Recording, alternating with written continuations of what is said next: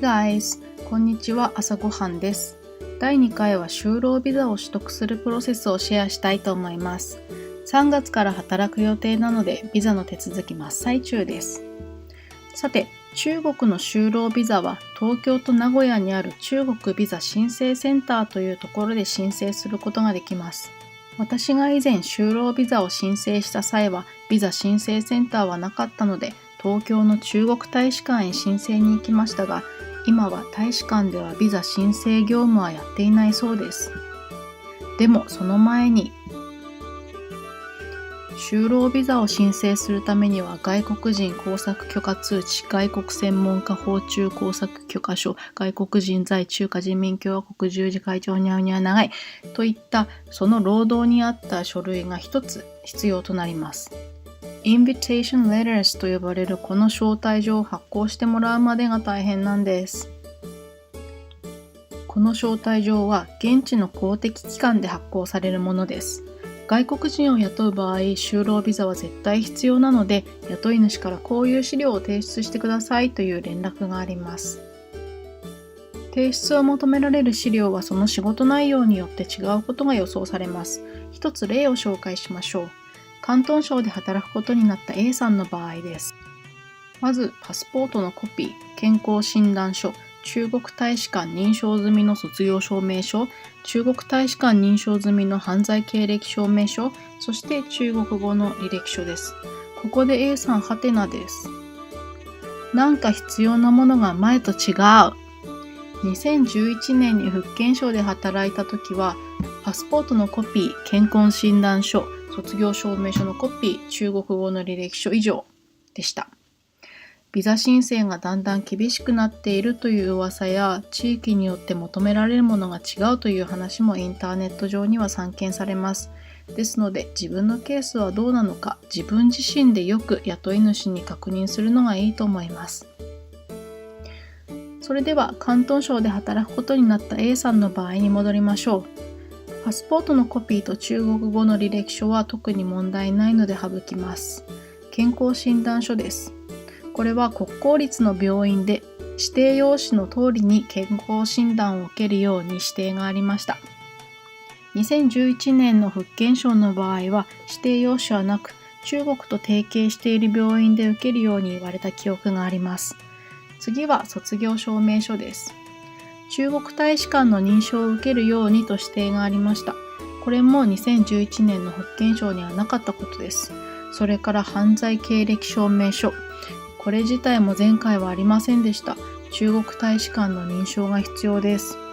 この時点でめんどくさいです。でも中国で働きたいので頑張りましょう。まずこの聞き慣れない中国大使館認証について解決します。中国大使館認証とは、日本国内では通用する証明書も中国では本当に効力があるものなのかを判別できないので、中国大使館のような在日の中国の機関がその効力を保証することを言います。中国大使館認証と言いますが、日本各地の領事館でも認証を受けることができ、管轄内の大使館または領事館で認証を受けることになります。しかし、大使館や領事館に持って行ってすぐに認証を受けることはできません。認証までには公文書か私文書かでプロセスが若干違います。外務省のホームページの図をもとに説明します。今回 A さんが認証してもらわなければならない書類は卒業証明書と犯罪経歴証明書です。まず、犯罪経歴証明書は日本の公的機関である警察署が発行したものなので公文書に該当します。ですので、最初に外務省へ行って、これは確かに公文書ですという婚姻確認をしてもらいます。その後、晴れて中国大使館または領事館で認証を受けることができます。次に卒業証明書です。幸い A さんの卒業した大学は国立大学だったので、国立大学が発行する卒業証明書は公文書にあたります。ですので、プロセスは犯罪経歴証明書と同様になります。しかし、卒業大学が私立だった場合、その卒業証明書は私文書になるので、もっと複雑になります。まず私文書を公文書にする必要があります。そのためには各都道府県に何か所か設置されている公証役場へ行って公証人にこれは確かに有効な書類だと一筆書いてもらいます。次にそれをその公証人が所属する地域の法務省に行って公証人の書いたものを承認してもらいます。これによりやっと公文書に変化します。それから先は先ほど説明した公文書の場合と同じです。いやーもう混乱するよね。今なら仕組みが理解できるのですが、その時はよくわからなかったので、行政書士の方に外務省の婚姻確認から領事館の認証まで全てお願いしました。自分で悩んだり、領事館までの交通費などを考えるとお願いして本当に良かったです。ちなみにインターネット情報によると、健康診断書にも大使館認証を求める地域もあるようです。はい、では A さんの場合に戻りましょう。健康診断書は近くの国立病院で受けて、その1週間後に診断書を受け取りました。卒業証明書は取り寄せるのに1週間くらい、外務省の婚姻確認に約1週間、領事館の認証に約1週間かかりました。犯罪経歴証明書は警察署で発行してもらえます。申請時には契約書など中国で働くことを証明する書類が必要です。それから手と指10本の指紋を念入りに取られます。覚悟してください。発行に1週間かかりました。認証の手続きは卒業証明書と一緒に行いました。ちなみにすべて原本は提出の必要はなく、コピーで済んだみたいです。長かった。最短で3週間というところでしょうか。でもこれさえ揃えば招待状がもらえます。やっとビザ申請です。実は A さん、まだ招待状を受け取っていませんが、そろそろもらえる予定です。ビザ申請は春節が終わってから行こうかなと考えております。最後に、この卒業証明書について今回初めて知ったことがあるので、そのことをお話しして終わろうと思います。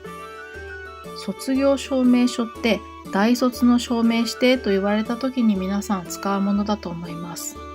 でも今回書類を準備している時に卒業証明書は学位を証明するものではないと言われて衝撃を受けました。中国では大学卒業イコール学位取得ではないのではないかと推測します。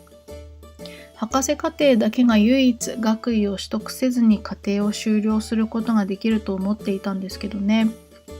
A さんは修士号を取得しているので卒業証明書ではなく修了証明書になるのですが、そこには修士という文字は書いていなかったので、担当の人には学位期か学位証明書であれば学位が証明できると言われました。その担当の人は学位を証明できるものという意味で卒業証明書という言葉を使っていたようです。それに気づいた時にはすでに遅く、修了証明書で認証の手続きが終盤を迎えているところでした。これ学位証明書でまたやり直しかよとげんなりしていたところ、招待状をもうすぐ送れるとの連絡が。学位を証明できない証明書がビザ申請の過程で承認されたことになります。これは広東省だけの話かもしれないし、学位を証明できない書類でもいいのに申請する人がそもそも勘違いしているということなのかもしれません。いずれにせよ A さんのようにやきもきしないためには担当の人が言う通りに手続きを進めるのが良さそうです。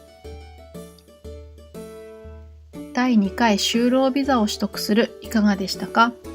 外国で働くのは知らないこともたくさんあって大変ですが楽しいですね。